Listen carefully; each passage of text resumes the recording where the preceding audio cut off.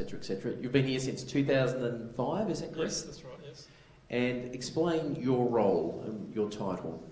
Well, I manage a program called Communities for Children, which is funded by the federal government, and it's really about finding ways that we can support young children in their early years and support families to bring up those children and nurture those children so that they grow and thrive and become healthy adults. Very good. So this is, I think, about $1.1 million from the federal government. Yep. And you have about 4 staff on site, yes. Correct? And then you have numerous programs around the community that you oversee. How many programs operate with your oversight? Well, there's about 15 or 20 really, but yeah.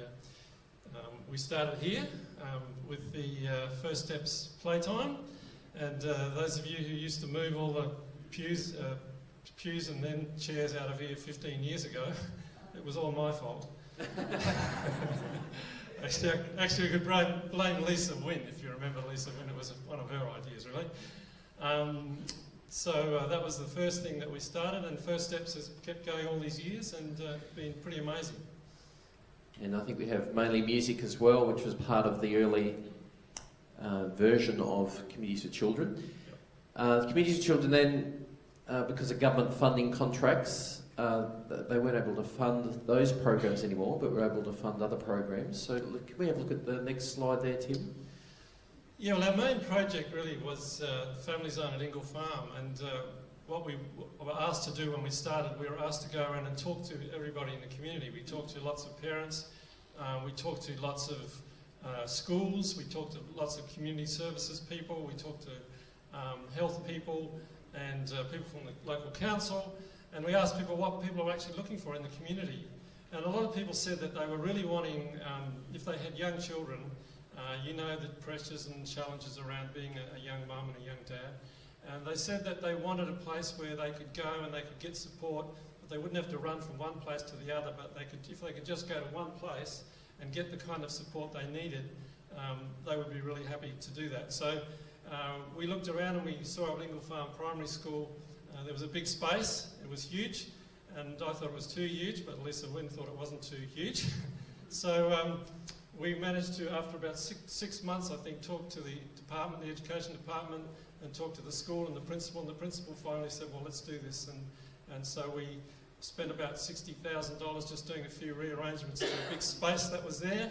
It's about the size of about 10 classrooms, and we were able to set up a space which was suitable for play groups and for families and parenting groups and all sorts of other things, like we put in a kitchen for new arrivals, people who love to cook and share and have meals, and so we set up a space which was really friendly for families and children, and a lot of refugees started coming there and a lot of locals as well. So,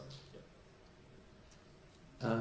They do have, Communities for Children has a massive impact in the community, and you won't hear the title Communities for Children much, but all these programs that are oversighted by here and funded by the federal government help so many families, and I've been able to see some of the things they do, art shows, etc.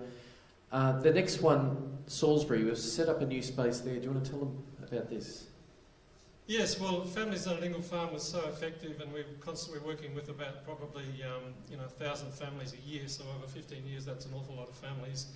And we felt that after, in about 2015, the government asked us to extend our services because services had improved a lot in the Ingle Farm area, and there's a measurement of that, and it showed that there was a kind of a 10% improvement in child's development in Ingle Farm, and there were less vulnerable kids in Ingle Farm, and there were more vulnerable kids in the Salisbury CBD area. So we were asked to do something in the Salisbury CBD area, and we talked to the principal of the school, and they had a prefab building. It wasn't quite as grandiose as Family Zone at Ingle Farm, but it was an area of about 2 or 3 classrooms, and so we were given that space. And so we set up this space, and now it's really probably about 500 families, refugee families mainly, come in there and get support, and lots of children, and there's lots of play groups for children, and so children are learning English and parents are learning English,